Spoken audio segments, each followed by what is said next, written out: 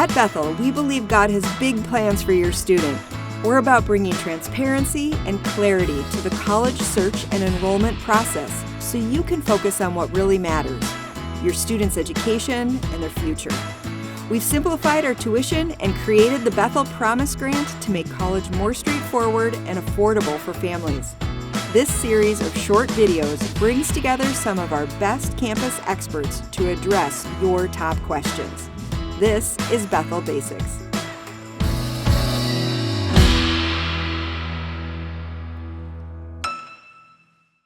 Hi, I'm Mitch Fisk. I'm the Director of Admissions here at Bethel, and you may have heard recently that Bethel repositioned our tuition. I have Paul McGinnis, our Vice President of Enrollment and Marketing, with us today, and we're going to talk a little bit about that repositioning. So Paul, can you just start sort of at the ground level and give us an overview of what that repositioning looks like for impact as it takes place on a family? Sure. We repositioned our tuition from $44,000 to basically $26,000 starting next fall of 2025. So we reduced it by about $18,000. Wow. And as you think of the impact of that, like there's probably a rationale. I know we have heard from families that have said before this repositioning, we didn't think we could afford Bethel. So can you talk a little bit about the impact, kind of big picture on families as it pertains to whether they do or don't consider colleges based on that tuition list price? Well, college pricing is confusing, and what we've seen over many years is frustrating. That confusion leads to frustration, and so that's part of the higher ed game. The higher ed game over decades has become where you have this really high price and a big discount, and so nobody pays this high sticker price. They all pay this price, but a lot of people don't know that game. Sure. And so we were like, you know what? This is not authentic to who Bethel is. Even though it's the industry standard, it doesn't line up with who we are and our values. And so we want to be authentic and transparent because this is one of the biggest investments that families will make. It has incredible ROI, but it's a significant amount of money and time to come to college. We want to just take the confusion out and make it clear. Well, it is an interesting conversation, and I think we've had this conversation that 70% of families will rule out a college just based off really that sticker price or that list price. How did we get here? Like, what's the history that this price has gotten so high within the realm of higher education? Well, it's taken decades for us to get here. And when I say us, higher ed in general, Bethel, of course, but all of higher ed has been in this boat for decades. And it really actually started out with a really good model. The sticker price and the net price that students actually pay was actually really close in probably the 90s. Sure. And then all of a sudden somebody said, hey, it's still tough for low income families to go to college. What if we raise the sticker price a little bit, because most students can pay a little bit more, and then we offer discounts to low-income students that are covered by the additional revenue from the other students, and then they can come too. So it was a really good model at its core, but then what happened is they were like, okay, not just low-income students, what about that phenomenal academic student that we want to get into our program? Right. Let's give him or her a big discount as well, even though they might not have financial need.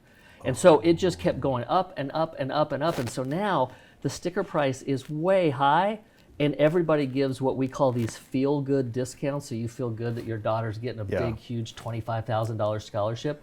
But if you don't know the game, you look at the sticker price and go, there is no way I can afford a Bethel education or a private school education, because they don't know about that. And so we said, you know what, we're going to get rid of all these feel-good discounts that have accumulated over the years, and we're just going to go, what do students actually pay? Let's charge that. Sure. So I hear you saying that tuition discount is getting bigger and bigger, and Bethel's seeking to pull that out of the conversation to kind of change the pricing model as a whole. It sounds like it's a pretty bold move within higher ed as a whole, because I don't hear a lot of schools having this conversation and making this decision. Yeah, more and more schools are starting to do it. So we're seeing a trend that is happening. I think we're on the cutting edge, the leading edge of that. But we anticipate that we will see that over the next 10 years in all of higher ed pricing. And every family I've talked to would be, it's about time. Sure. They want it to have clear. We want to have a clear and simple price so that families and students can make an informed decision. It's, again, one of the most expensive and important decisions that you're going to make. Let's make it clear. Let's don't add confusion and frustration and complexity to something that doesn't need to be complex. It is bold from some aspects, for sure. I think why people consider it bold is because it's different than what other schools are doing. And a lot of schools right now are hesitant. They know the pricing model is confusing and frustrating, but they're worried about the value perception. Because the value of, let's say, a Bethel education has continued to get better over time, but it's not like there's been big changes in the value of education, but the sticker prices continue to go up. And so the sticker prices outpace the value of any private education, not just Bethel. And so we said, no, let's align that. And so that is viewed as bold. When other schools think about it, they're going, oh, what if families think that our value is going down? We don't have as qualified a faculty, or we don't have the great amenities that we have. Those things haven't changed. We've just taken out that feel good, that fluff that is in the higher ed game and said, well, no more. We're not going to do that. Enough is enough. Well, and it's exciting to know that the value hasn't changed. The academic experience hasn't changed. The student experience hasn't changed. You talked about the fluff. The fluff has been removed. So that is really helpful to recognize that. I think you used the phrase feel good discounts. That's getting removed. So who does this really impact?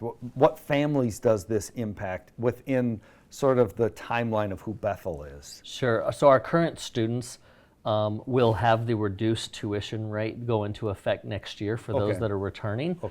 From their perspective, the net price is really the same for almost every student. It's just that we got rid of those large discounts and said, this is what you actually pay. So current students are affected by the lower tuition in their financial aid package, but for the most part, their net price has stayed the same. And then for our new incoming students, they obviously will get the new tuition rate and then some of the new academic scholarships that we've had. So you're not getting rid of scholarships. There's still scholarships available. What realms do those scholarships live in? Not financially, but do they break down into specific categories, whether it's leadership, academics, et cetera? We still want to honor the work that is done by high schoolers with their academic career, but also if they had leadership roles, if they had community service and those kind of things. So we have scholarships based on those categories. So we have scholarships that would be academic achievement scholarships based on GPA. And then we have scholarships that you can apply for around leadership and service as well as all the other scholarships that we still have: music, performance scholarships, physics and engineering. I mean, there's still a lot of scholarships within departments that can be applied for as well.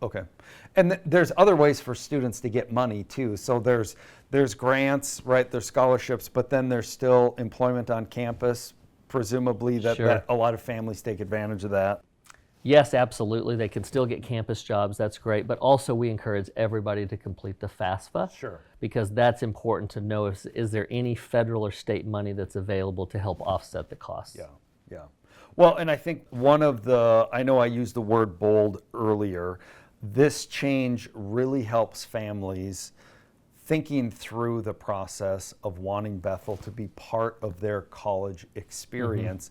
This makes it easier for them to engage in the conversation, certainly, and thinking through scholarships and thinking through student employment. There's a lot of ways that they can then make that a reality.